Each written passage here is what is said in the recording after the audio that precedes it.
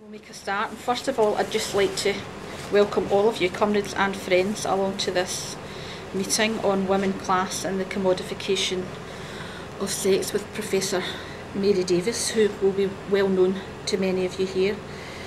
Mary is a well-known trade union and labour historian, author of a number of books including Comrade and Brother, which if you've not read I thoroughly recommend you do so. It was reissued earlier this year and well worth looking out for. Mary is also a long-standing communist and Communist Party member.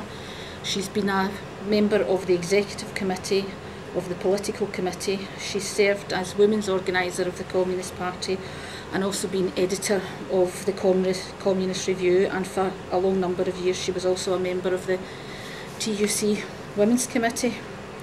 She also wrote the, again, recently reissued Communist Party pamphlet Women in Class here, which is on the stall there, and if you've not got it I can thoroughly recommend that you buy and read it and take it away from tonight's meeting. I think the meeting tonight is very timely. All comrades and friends will be aware that over the past number of years there's been an interesting debate within the wider labour movement and to some extent within the pages of the Morning Star itself on this particular issue, and it's what's clear to me anyway personally that there seems to be a lot of confusion on the issue, so we're delighted to have Mary along tonight to help us clarify the position.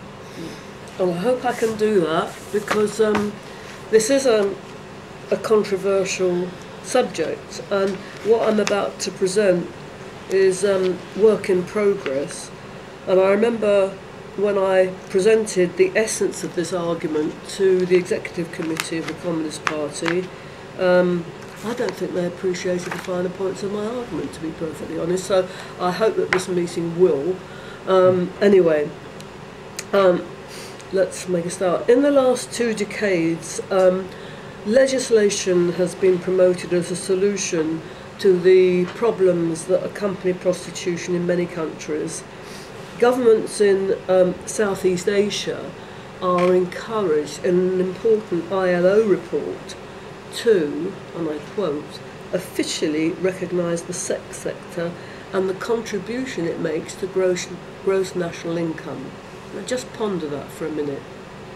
The contribution the sex sector, I can't even say it, sex sector makes the gross national income. In other words, it's regarded as very important. So the growth of this industry is undeniable. There's a research professor at the University of Ottawa, professor of sociology, his name's Richard Poulin, and who says that capitalist globalisation today involves an unprecedented commodification of human beings. And I'm quoting, "In the last 30 years, the rapidly growing sex trade has been massively industrialised worldwide." And he says the sex market has been generated through the massive deployment of prostitution, which, according to him, is one of the effects of the presence of military forces engaged in wars and or territorial occupation. And again I'm quoting from him, "The growth and normalisation of pornography is very, very evident. The sex industry, previously considered marginal, has come to occupy a strategic and central position in the development of international capitalism." This is Poulin's argument. "For this reason," and this is a very important point in my opinion, he argues, "for this reason it is increasingly taking on the guise of an ordinary sector of the economy." Now in Britain the debate continues over decriminalisation, with some women claiming that legally regulated brothels are the only way to protect trafficked women and street prostitutes. Now this paper, or this argument that I'm presenting here, doesn't seek to oppose legislation. That's not my purpose. I just want us to understand what's going on here so that we can better have a policy rather than just merely react.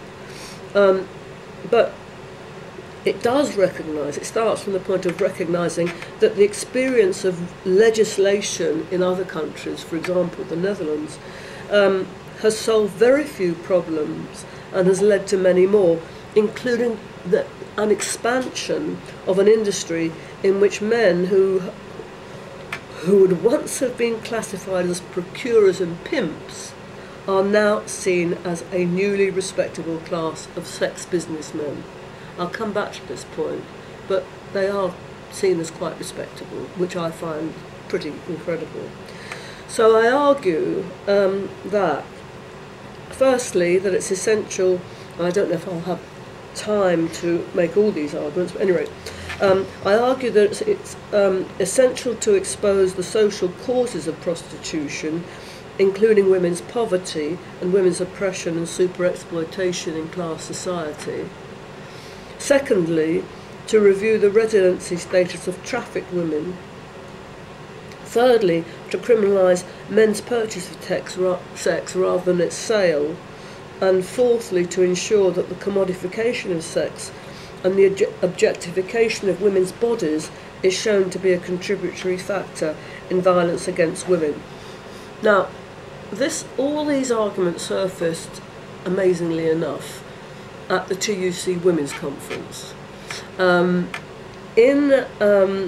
fact, at two TUC Women's Conferences. The first conference in Liverpool, 2003, adopted a motion proposed by the GMB and amended by NAPO, the National Association of Probation Officers, which argued, quote, that the stigma attached to many aspects of sex work is responsible for the lack of employment rights and casualisation, widespread violence, exploitation and abuse in the global and, for some, unprofitable sex industry. And an amendment from NAPO called for consideration of the decriminalisation of prostitution. Now, my problem with this was that this motion was passed without debate at all. It just passed. And a woman, Maria Lopez, I think her name was, from the International Union of Sex Workers, got up and advocated the sex industry, prostitution and all the rest of it as a very, very good career choice for young women. I was personally absolutely shocked, and not in a moral way. I just thought, my God, if my daughter went in for that, I'd lock all the bloody doors, you know. She wouldn't be allowed out. But, you know, this was, nobody said a word. Nobody said a word. So we all think that, oh, raise your hands if you... My delegation did not raise its hand.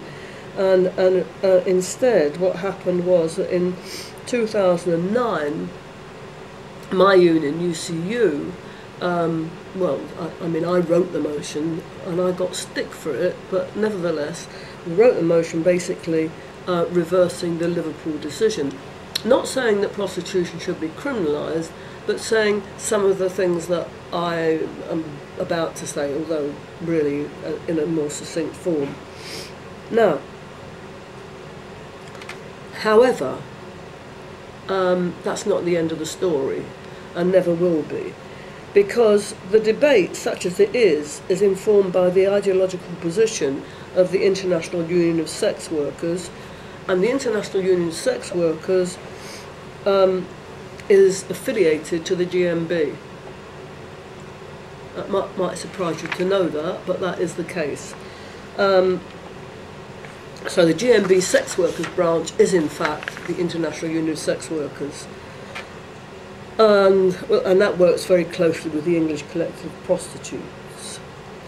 So it's very likely that this issue about the sex trade and prostitution will come up again and again, because they'll push a motion through the GMB, and that's what will happen. Now, these organisations, the English Collective of prostitutes, the International Union of Sex Workers, assert that sex work is a legitimate choice for women, that it should be treated like any other job, and hence it should be legalised or decriminalised. The GMB has thus been seduced by what you might call the workers' rights aspect of this argument, as have some academics, including a man called Gregor Gall, who you may or may not have heard of, who's a Scot. He is he's written a book called Sex Worker Union Organising,